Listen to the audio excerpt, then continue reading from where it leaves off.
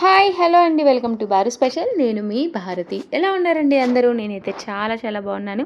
And మీ అందరు కూడా చాలా బాగుండాలని కోరుకుంటున్నాను. ఈరోజు మన వీడియోలో చాలా ఇన్స్టెంట్ బ్రేక్ఫాస్ట్ రెసిపీని చూపించిపోతున్నాయండి.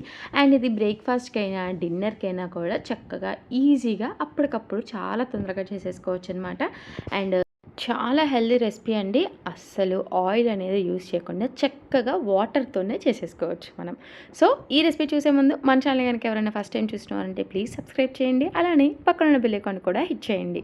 సో ఫస్ట్ అయితే ఒక బౌల్లో ఇలాగా ఒక సగం సొరకాయని తురుము పెట్టేసేసుకొని ఉంచుకున్నాయండి. అండ్ అందులోనే చాప్ చేసిన ఆనియన్స్ని కూడా యాడ్ చేసేసుకొని రుచికి సరిపడా, అంటే మనం ఎంతైతే కారం తినగలుగుతామో అంత పచ్చి కారం కూడా ఇందులోకి యాడ్ చేసేసి ఒకసారి జస్ట్ అలా మిక్స్ చేసేసుకొని పక్కన పెట్టేసేసుకోండి.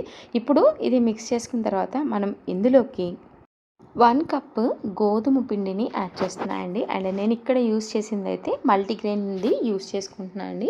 మీకు కనుక మల్టీగ్రెయిన్ అవైలబుల్గా లేకపోతే నార్మల్ ఆటా అయినా కూడా తీసేసుకోవచ్చండి. అండ్ అలానే 1 కప్పు రాగి పిండిని కూడా యూస్ చేసుకుంటున్నానండి. సో రాగి పిండిని కూడా ఇలా 1 కప్పు యాడ్ చేసుకున్న తర్వాత ఇందులోనే కొంచెం సాల్ట్ని యాడ్ చేసేసుకుంటున్నానండి.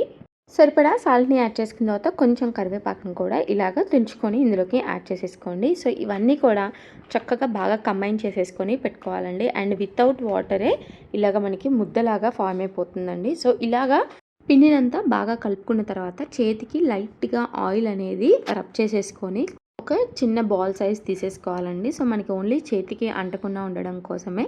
ఇప్పుడు ఆ బాల్ని ఇలాగ ఏదైనా కవర్ మీద కానీ లేదంటే ఒక క్లాత్ మీద కానీ ఇక్కడ చూపించిన విధంగా ఇలాగ ప్రెస్ చేసేసుకోవాలండి. సో కొంచెం మందంగా, అలానే ఇలాగ సర్కిల్స్లో కానీ లేదంటే మీకు ఏ షేప్లో కావాలంటే ఆ షేప్లో కూడా చక్కగా ఇలా ప్రెస్ చేసేసుకొని ఉంచుకోవాలండి.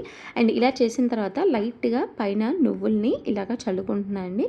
సో చూడటానికి కూడా బాగుంటాయి అండ్ అలానే హెల్త్కి చాలా మంచిదండి, బ్లడ్ ఇంప్రూవ్మెంట్లో కూడా.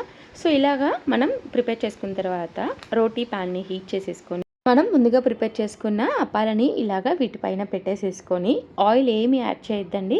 జస్ట్ మనం ఆ నీరుకే ఇదంతా కూడా చక్కగా కుక్ అయిపోతుంది. ఇన్ కేస్ మేము అలా తినలేము అనుకుంటేనే మీరు చక్కగా ఆయిల్ని యాడ్ చేసేసుకోవచ్చు.